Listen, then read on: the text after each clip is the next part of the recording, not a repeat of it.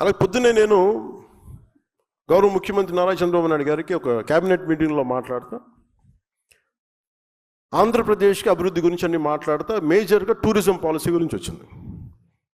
Tourism ఎక్కువ మందికి ఉపాధి అవకాశాలు ఇస్తుంది, దీనికి ఏం చేయాలని మాట్లాడుతున్నప్పుడు నేను వారికి తెలియజేశాను.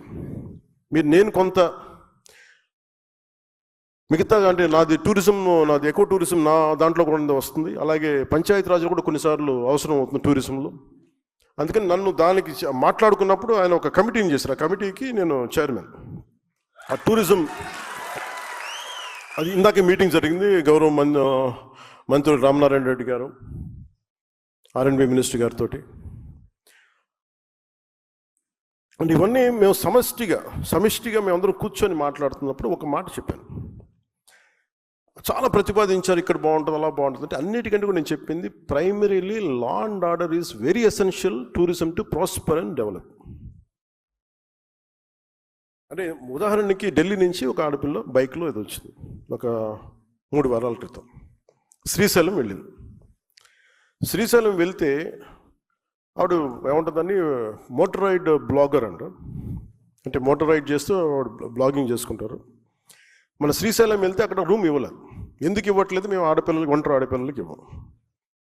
ఆవిడ పోలీస్ స్టేషన్కి వెళ్తే ఎందుకు ఇవ్వరు మాకంటే మేము అంతే, ఇది పాలసీ ఇక్కడ, మేము ఇవ్వడం అని చెప్పాము. అది నా దృష్టిలోకి వచ్చింది. అది చాలామంది సామాజిక మాధ్యమాల్లో మీరు ఒక ఆడపిల్లకి మీరు ఎలా ఇవ్వరు అది అని చెప్పి మాట్లాడుతూ, నేను ఆ అమ్మాయిని మళ్ళీ మన ఆఫీస్ ద్వారా పిలిపించి మన కనకదుర్గమ్మ గుడి దగ్గర నుంచి తిరుపతి దర్శనం చేయించి మన శ్రీశైలం మల్లన్న దర్శనం చేసి పంపించాను. ఇది నా ఉద్దేశం ఏంటంటే ఇది మొదటి స్టెప్. మీకు ఇక్కడ అంటే మనం చూడాలని మన ఇంటికి అతిథి వచ్చినప్పుడు మనం గౌరవించాల్సిన పరిస్థితి. గౌరవించడం మన సంస్కారం. అందుకు మరి ఏంటి ఇబ్బంది ఉందంటే పాలసీ లోపాలు ఉన్నాయి. ఒంటరి ఆడపిల్ల వస్తే బయటికి వెళ్ళకూడదు. ఇంకా ఒక భయపెట్టే సమాజం అది. ఒంటరి ఆడపిల్ల వస్తే అనుమానాస్పదంగా చూస్తారా? ఇలాంటి మానుకోవాలి. దానికి ఒక tourism policy, safety tourism policy అయితే రావాల్సింది అనేది నేను చాలా ఖరాఖండిగా చెప్పాను ఈరోజున. దీంట్లో గౌరవ ముఖ్యమంత్రి గారు కూడా పదే చెప్పేది సింగపూర్ తరహా అభివృద్ధి అని. మీరందరూ అర్థం చేసుకోవాల్సింది కూడా సింగపూర్ తరహా అభివృద్ధి రావాలి అంటే సింగపూర్ తరహా పాలన చాలా చాలా అవసరం. Lee Kuan Yew, former prime minister, late prime minister, ఆయన సొంత మనుషులను కూడా ఒక స్పేర్ చేయలేదు, స్నేహితుని కూడా. అండ్ కేనింగ్ ఉంది ఈ రోజుకి తప్పు చేస్తే ఒక కేనింగ్ పనిష్మెంట్ ఉంది. ఇంకా బ్రిటిష్ వాడు వదిలేసిన పనిష్మెంట్ పోలేదు, ఇంకా ఉంది. మనల్ని కొట్టమని నేను చెప్పట్లేదు, కానీ లా అండ్ ఆర్డర్ కనుక దెబ్బతింది అంటే మటుకు టూరిజం దెబ్బతినేస్తాయి రాష్ట్రంలో. ఒక మాజీ ముఖ్యమంత్రి ఒకళ్ళు వచ్చి మిమ్మల్ని చంపేస్తాం, లేదంటే మిమ్మల్ని కూర్చోబెట్టి ఒక్కొక్క పోలీస్ ఆఫీషియల్ని మేము మీకు ఏంటో చూపిస్తాం, లేదంటే కాంట్రాక్టర్స్ని బెదిరిస్తున్నాం అంటే that will send a very wrong signal. అలాంటి వ్యాఖ్యలకి నా సమాధానం ఒకటే, పర్మనెంట్గా ఇలాంటి మాటలు రాకుండా ఉండాలంటే నాకు ఏం చేయాలో చాలా బాగా తెలుసు నాకు. అంటే మీరు ఇంక బెదిరించడాలు మానేసేయాలి. వైసీపీ నాయకులకు మీరు బెదిరించడం మానేసేయండి. ఇంకా మీరు ప్రజాస్వామ్య వ్యవస్థలో ప్రజాస్వామ్య పార్లమెంటరీ భాషకి మీరు రండి. ఇంకా మీరు బెదిరించడం మానేయాలి. అలాగే ఎవరన్నా అధికారులు కానీ ప్రజల్లో కానీ ఎవరన్నా ఉంటే ఒకవేళ వాళ్ళు వచ్చేస్తారేమో అప్పుడు ఏంటి? అలాంటి పరిస్థితులు రావు. ఎందుకు రావు కూడా చెప్తాం. దీనికి నేను లాజికల్ రీజనే చెప్తాను. మీరు ఎంత కొట్టుకున్నా కొట్లాడినా మీ ఓట్ శాతం సర్టన్, అది తగ్గుద్దా పెరుగుద్దా మీరు కాబట్టి ఇంకొకరికి వెళ్తుంది ఆ పార్టీ, ఆ ఓట్ బ్యాంక్. కానీ నేను ప్రత్యేకించి నా కంఠంలో ప్రాణం ఉన్నంత వరకు ఆంధ్రప్రదేశ్కి, తద్వారా భారతదేశాన్ని సమగ్రతకి భంగం వాటిల్లకుండా చూసుకునే బాధ్యత. దానికోసం ఎన్ని ఎత్తులైనా వేస్తాం. అవసరం అయితే అంటే అందుకనే చెప్తున్నా, మీరు ఆ భాషను వదిలేయండి. మీరు గొప్పగా మీరు వెళ్ళండి, నాకే ఇబ్బంది లేదు. కానీ మీరు రౌడీలను వెనకేసుకొస్తాం, గంజా చేసే వాళ్ళని మేము వెనకేసుకొస్తాం.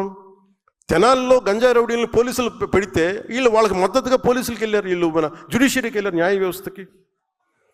న్యాయ వ్యవస్థని ఈ రోజున ఏదైనా చేద్దామంటే పోలీసులు ఇబ్బంది పడతాం సార్, చేస్తే మళ్ళీ పోలీసు మనకి కేసులు పెడతారేమోనని, జ్యుడిషియరీ కేసులు అవుతాయేమని, జ్యుడిషియరీ మేము సమాధానం చెప్పాల్సి వస్తుందని. మరి లా అండ్ ఆర్డర్ మరి ఎలా హ్యాండిల్ చేస్తాం? మరి ఒకవైపు ఏమో జ్యుడిషియరీలో ఢిల్లీ హైకోర్టు అయితే రిమెంబర్, నాకు సరిగా ఎగ్జాక్ట్ డేట్ గుర్తులేదు, కానీ ఒక హైకోర్టు, ఢిల్లీ హైకోర్టు జడ్జి ఒక ఆయన మాట్లాడింది, ఒక రేప్ జరిగితే అంగచ్ఛేదం చేయండి వాడు చేసిన వాడికి, అంత కోపం వచ్చేసింది ఆయనకి. మరి దెబ్బ కూడా కొట్టకూడదు క్రిమినల్ అంటే మరి ఏం చేయాలి? తప్పు చేసిన వాడిని దెబ్బ కూడా కొట్టకూడదు అంటే మనం చేసుకునే క్రిమినాలిటీ ఎక్కడ ఆగుతుంది? నేరాలు ఎక్కడ ఆగుతాయి? ఒక 10 మంది కూర్చొని, ఒక ఫ్యామిలీ ఒక హోటల్కి వెళ్దామో లేదంటే ఒక బీచ్కి వెళ్దామంటే 10 మంది కూర్చొని రౌడీలు ఏడిపిస్తూ ఉంటే వాళ్ళు ఎక్కడికి పారిపోతారు? క్రిమినల్స్ వస్తే, పోలీసులు నిలబడకపోతే. అందుకని మీరు పదవి బాధ్యతలో ముఖ్యంది లా అండ్ ఆర్డర్ చాలా చాలా బలంగా ఉంటుంది. మీ స్థాయిలో మీకు కనిపిస్తే స్థానిక పోలీసులకు, పనిచేసే పోలీసులకు మీరు మద్దతుగా నిలబడండి, బలంగా నిలబడాలి. తప్పులు జరుగుతున్నాయి, కరెక్ట్ చేయండి వాటిని. అంటే క్రిమినాలిటీ మీకు కనుక పెరిగిపోయింది అంటే మటుకు ఈ రాష్ట్రాన్ని ఇంకెవడు బాగు చేయలేడు. అందరికీ భయాలు ఉన్నాయి. వాళ్ళు ఐఏఎస్లు కావచ్చు, ఐపీఎస్లు కావచ్చు, వాళ్ళందరికీ వ్యవస్థను అందరం చంపేశారు. పొలిటికల్ లీడర్షిప్ మెల్లిగా వ్యవస్థను చంపేస్తుంది. అంటే ఒక అధికారి వస్తే, ఒక పొలిటికల్ లీడర్షిప్ 10 మంది అనుకుంటే తప్ప ఏమి చేయలేని పరిస్థితికి వచ్చింది. మీరు అలాగే నేను కొన్నిసార్లు ప్రైవేట్ సెటిల్మెంట్స్ మనం చేయకండి. మీరు ఒకళ్ళు చేయాల్సి వస్తే అది చాలామంది కూర్చోబెట్టి చాలా జాగ్రత్తగా చేయండి. అవి కొన్నిసార్లు ఎవరు లేకుండా మన దగ్గరికి వస్తారు, నేను అర్థం చేసుకోగలను. Private settlements, land disputes. కానీ దాన్ని మీరు అవకాశంగా తీసుకొని, మన పదవులు అవకాశంగా తీసుకొని దయచేసి అవన్నీ చేయకండి. అది ఎందుకు వద్దంటే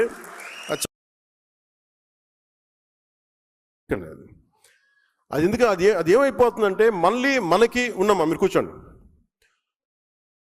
అది ఏం జరుగుద్ది అంటే మనం కనుక ఇలా మనం కనుక కరెక్ట్ చేయకపోతే మనకిను ప్రీవియస్ గవర్నమెంట్కి తేడా ఏముంటుంది అది మీరు ఆలోచించాలి. ఈ రోజున మీకోసం చొక్కాలు చించుకొని రోడ్ల మీద ఆడపిల్లలు ఇబ్బంది పడి వచ్చి ఓట్లేసినందుకు మనం కృతజ్ఞతగా మనం వారికి ప్రజలకి నిలబడకపోతే మనందరం తలదించుకోవాల్సి వస్తుంది. నేనైతే తలదించుకోను. నా పార్టీని మొత్తం ప్రజలకే, నేను ప్రజల సమస్యను నేను వినదలుచుకున్నాను. వారి సమస్య కోసమే, వారి అవసరం మేరకే నేను ఉంటాను. నాకు పార్టీ కంటే కూడా ప్రజలు చాలా, భద్రత చాలా ముఖ్యం నాకు. కూర్చోమ్మా, నువ్వు కూర్చో. సభా సంస్కారం ఉండాలి కదా మీకు, పద్ధత మీకు. సో లా అండ్ ఆర్డర్ మటుకు you have to get into control. మీ చేతుల్లోకి రావాలి, చెప్పాలి. ఇష్టరాజ్యంగా చేసేస్తున్నారు అందరూ. ఎందుకంటే ప్రజలు ఒక్కసారి తిరగబడ్డారంటే ఇప్పుడేం చెప్పరు. మీకు ఎలక్షన్లు వచ్చేవారు ప్రజలు ఎవరు చెప్పరు, మీరు గుర్తుపెట్టుకున్నది. మన నాయకులు కూడా అదే చెప్తున్నారు, మీరు ప్రజలు ఇప్పుడేం చెప్పరు, భయపడతారు. కానీ ఎన్నికలు వచ్చినప్పుడు మటుకు వాళ్ళ కోపం అప్పుడే చూపిస్తారు, గత ప్రభుత్వానికి చూపించినట్టుగా. అది మర్చిపోకండి, అది ఎప్పుడు మర్చిపోకండి. సమస్య కోపం వచ్చిన రోజున వాళ్ళు ఏం చేస్తాం, మనం అప్పుడు కష్టాలు వస్తాయి. నాకు ఎందుకు భయం లేదని, నాకు ఓడిపోయినా గెలిచినా నేను ఎప్పుడు మారలా.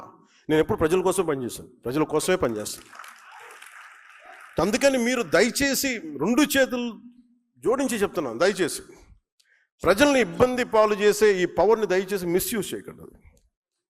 నేను మిస్యూజ్ చేయను. మీరు మిస్యూజ్ చేస్తానంటే చూస్తూ కూడా కూర్చోను.